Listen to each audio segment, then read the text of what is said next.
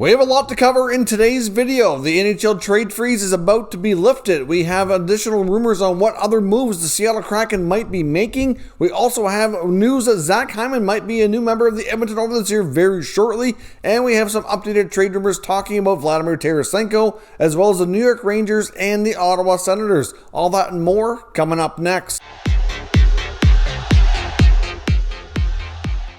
So welcome back to another video here at Top Shelf Hockey. Now, as I mentioned, we have a lot to cover here today. I want to kick things off by talking a little bit about the expansion draft, and I guess we could say the lack of activity that we've seen at last night's event. Obviously, it was rather uneventful for anybody who uses Twitter or follows along on social media. That pretty well all the picks were leaked ahead of time, well before the TV event last night. So from that perspective, it's a little bit uneventful, and we also learned that the Seattle Kraken actually made 0 trades with teams ahead of the expansion draft, at least in terms of making deals for the selections. Now, of course, players that were picked could still be traded, and it's believed that the Kraken do have a few deals in place that will be finalized, announced after the NHL roster freeze lifts here at 1 o'clock Eastern time. So don't be surprised if we do get word on a few Kraken trades. I know one was a Pitlick from Arizona. Elliot Friedman mentioned he believes he's likely going to be on the move, and there sounds like there could be 1 or 2 others as well.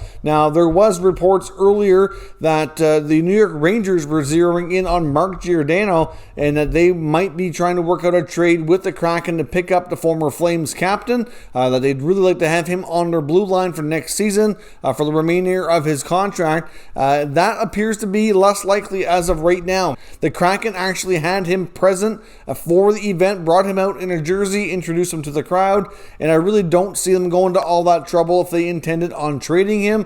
Plus, we heard some NHL insiders, including Elliot Friedman, mentioning that as well, that he doesn't think that Giordano is going to be on the move after everything that was portrayed here on TV. You never know, but it seems pretty unlikely at this point, but I do think it's quite possible the Rangers might kind of switch their attention elsewhere. Now, it is possible, though, that we could still see a trade with the Rangers and the Kraken, if not other teams. It's believed that the Ryan Strome is generating a lot of trade interest. It may not be Seattle that they end up dealing him to. I know there was word a few days ago that the Ottawa Senators were somewhat interested, so that might be a possibility.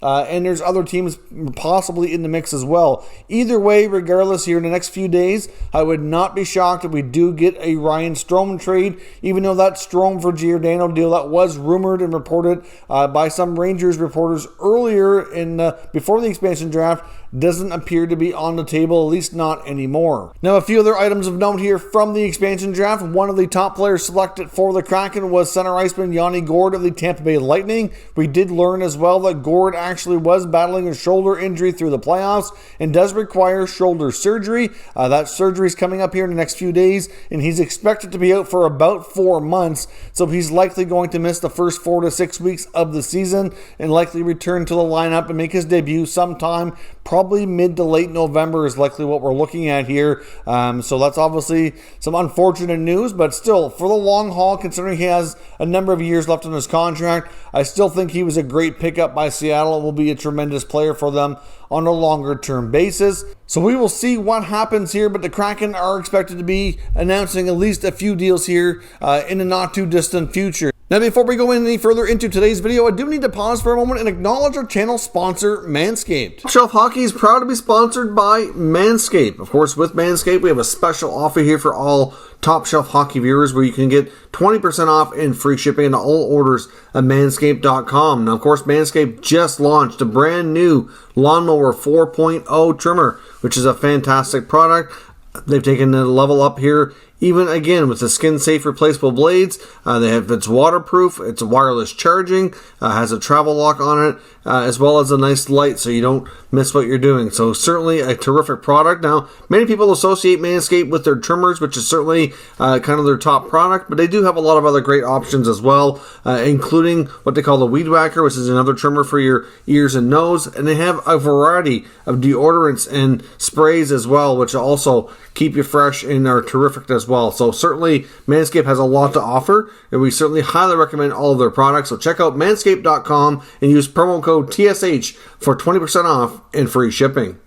Thanks very much for watching that promotional video. I greatly appreciate it. Now let's get back into today's news and rumors. Now, one of the more interesting names to watch here in the coming days will be Blues forward Vladimir Tarasenko. We know he wants out of St. Louis. He's yet to be traded, and he was not taken in the expansion draft, even though the Blues left him exposed. I know there was a lot of rumors leading up to the expansion draft that he would be selected by the Kraken and ultimately traded onto another team like Philly or the Islanders or the Panthers or one of the leading contenders to land him, but that did not happen. It was reportedly the price was too high from the Kraken to be that broker. Now, it doesn't mean that they still could not be a third-party broker to make a deal happen. It's still a possibility.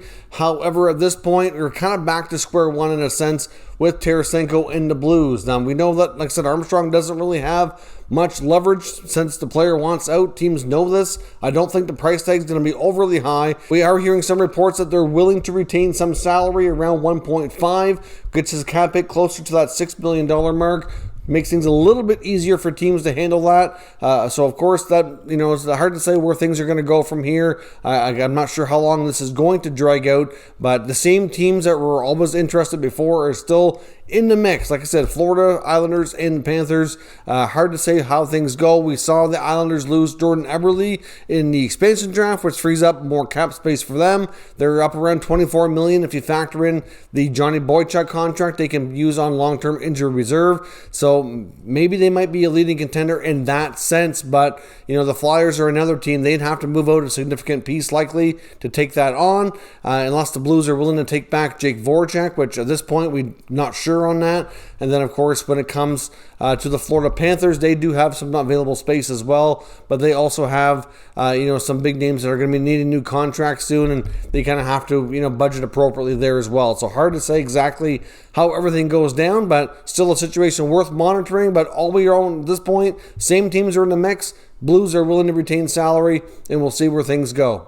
Now, one other fairly significant news item here as well is it looks as though Zach Hyman is really close to becoming a member of the Edmonton Oilers. Now, you might be asking yourself, why is it that Zach Hyman's able to continue these negotiations when there's a roster freeze? Well, for one, right now, players can only negotiate with their own existing teams, but they did give him permission to talk to other teams. So it's okay in this scenario. There are a few other players around the NHL as well that have consent as pending UFAs to speak to other teams, and they are in that scenario allowed to continue negotiating even though there's a roster freeze. Nothing can be finalized and announced until after that's lifted, but negotiations can certainly continue. He did meet in person with the Oilers yesterday, I believe, as what was reported by Jason Gregor, and it's rumored that a deal is really close. It could be 7, possibly 8 years. It's possible that we could see a sign and trade between the Maple Leafs and the Oilers. Ken Holland might be looking to get that AAV as low as possible, and of course, the longer the better in that scenario. Some might be kind of, cringing at the possibility of an 8-year deal for Zach Hyman, given that he's, going to be 29 years old going into the start of this deal. But it's all about AAV at this point because a flat cap is causing a lot of chaos around the league and preventing teams from really doing a lot, and they have to be creative. And you're going to see players probably get more term than they normally would otherwise. So if they have to end up sending a draft pick or something small to the Maple Leafs to complete the sign and trade to get the extra year under contract for Hyman, that is a possible that we might see that. So at least the Leafs will get something. It may not be much, probably a mid to late round draft pick or something to that effect, but it gets Hyman the extra year. It gets the Oilers the extra year to lower the AAV, and it's probably going to come in somewhere around that $5 million mark per year. Otherwise, we could be looking at an AAV of maybe 5.5 to 6, which is getting a little bit much. I mean, you can't imagine that the Oilers are going to want to pay Zach Hyman more and have a bigger cap hit per year than Ryan Nugent-Hopkins, who they just signed to what I would call a relatively team-friendly deal. I don't think it's overly friendly, but it's pretty fair. It's certainly not an overpayment by any means, by any stretch of the imagination here. But from some of the reports we've been hearing on Hyman between the Oilers and other teams, some of the numbers that are being out there could be an overpayment. And I just hope for the Oilers' sake that this contract does not end up being one of those free agent deals you look back on a couple of years from now and just cringe and wonder how bad of it was an idea it was. I mean, Hyman's a great player, don't get me wrong. I really respect Zach Hyman. I like the player a lot. I like what he brings. It's just, the term and the money based on what you do get from him does concern me a little bit, and it's no wonder why he's leaving the Leafs. There's just no way they'd be able to give him that kind of term and financial commitment given their cap situation. But you have to wonder how the Oilers are going to handle this as well. I mean, clearly they lost Adam Larsson in the expansion draft, going and signing with the Kraken, so that creates a hole in their blue line. Obviously, like I said, they get RNH signed. They could turn to Tyson Barrie and try to work something out to keep him now that Larsson's gone. They're reportedly signing Mike Smith to a 2-year contract for around $2 million. They have to maybe buy out Koskinen. That's a possibility. So there's a lot of balls in the air here for Ken Holland. And I know some people are likely going to cringe, like I said, about the idea that, he just lost Larsson, couldn't get that deal done. And now we're in a situation where he might have to give up a draft pick to sign a free agent. But you know what? The Leafs could use the draft pick after dealing a lot in the recent years here at the deadline. If it gets the contract to work out better for Hyman, then maybe it's worth it. But don't be surprised if we hear news on a Hyman coming to terms with the Oilers as soon as today, if not in the very near future, since he already has consent. And it could be a sign and trade, as I mentioned as well. So we'll have to stay tuned on that. Now, as I mentioned as well, back to Seattle quickly with the Mark Giordano selection. That does create a hole for the Calgary Flames on the blue line. Obviously, he was a huge part of that core and the captain for a long time. Had a really tough job taking over from Jerome McGinley. Had some big shoes to fill, but I think he did a fantastic job there. Great for the community, great for the team. Did the team really well and proud wearing that C for a long time. And now they have to go in a new direction. But of course, we know that the Flames are looking for some pretty significant change. So you have to think that there's going to be some trades for Calgary this season that could involve some bigger names. And like I said, now they have a big hole on their blue line that they need to address. So you think on the short-term basis, trying to see what's out there maybe for a free agent defenseman or trade would be something that they would want to consider. And then we'll see what other, kind of reshaping of the franchise GM Brad Treliving takes care of. But I do imagine that the Flames are going to be fairly active now, trying to replace their former captain. On to the Ottawa Senators as well. There is reports from Bruce Garriock of the Ottawa Sun, who does get a lot of information directly from the Sens. Many call him like the Sens puppet or whatever. He's one of the Ottawa media guys that does seem to get a lot of information from the team. And it looks as though they're trying to possibly move Evgeny Dadonov or Chris Tierney, maybe both. Obviously, both were exposed in the expansion draft. It's believed that they'd be open to trading Tierney. I know Tierney had a down year last year, and they have a lot of young centers who can kind of replace him, especially a guy like Shane Pinto could do the job of Chris Tierney. Dadonov, I'm not completely sold on trading him just because you'd be selling low. And you know what? After 1 year with hardly any training camp, new team, new teammates, new line mates, new systems, not playing with Alex Barkov in Florida certainly made a difference. And to me, it just, maybe giving him some little more time to kind of get acclimated and fit in and see if he can bounce back this year might be wise. I mean, you're going to sell really low on a player with 2 years left at $5 million, and I'm not sure there's going to be a lot of takers out there anyway. Tierney might be an easier contract to move given him the lower value and everything, but they are apparently on the market here by the Ottawa Senators, so we'll have to see if they decide to make any moves. Like I said, they were linked to Ryan Strome with the Rangers as a potential fit there, as they want to add a center to play higher in the lineup to take the pressure off the young guys, which certainly makes sense to a degree, all depending on price, of course. And I'm just not 100% convinced that Strome is that guy, but we'll see. There's other teams reportedly in the mix as well, including Seattle on Strome, so it may not be Ottawa where he actually ends up being moved to, if he indeed is moved at all. And of course, all this talk about the Rangers trading Ryan Strome does lead us to think they are gearing up for a big splash and possibly a Jack Eichel trade. I've been talking about it off and on here for the past few days. So personally, I really do think that they're positioning themselves to make this move. They're moving out players that they're not going to need because of Eichel coming in as a center, in my opinion. And they're also in a situation where they might need to add to the blue line as well, because some of the other prospects that, are possibly, able to fill a spot might not be with the team if they're included in an Eichel trade. I mean, we could see guys like Jones or Robertson or Lundqvist or any of those D. It's possible that one or two of those could be included in a deal. Like I said, some guys like Buchnevich or Georgiev, maybe Hedel, one or two of those guys could be in there as well. as multiple draft picks. So to me, that's probably what a package is going to look like, unless Minnesota comes in and outbids them.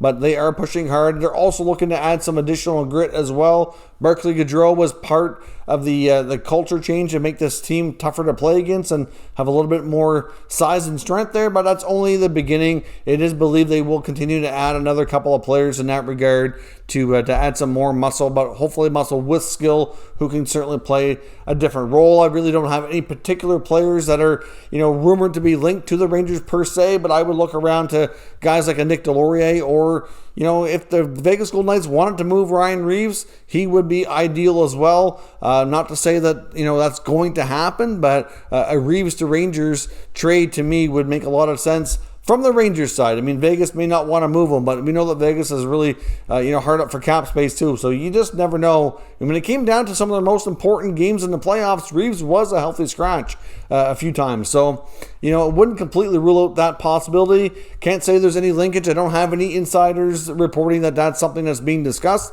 That is strictly just my opinion. So we'll see if there's anything to that or not. But I do expect the Rangers to add some more grit regardless of how they go about it. So let me know your thoughts here on all the latest rumors and some of the news talked about here today. We'll likely be back later today with some more videos, as there should be a fair bit of activity when it comes to potential signings or trades that we could see here in the coming hours as we get closer to the 2021 NHL Draft, which is only a day or so away at this point. So there's bound to be a lot of activity over the next few days. If you're new to the channel, make sure you subscribe and stick around. We'll keep you up to date with all the latest news and rumors on all 32 NHL teams. Thank you for watching, and I'll catch you next time.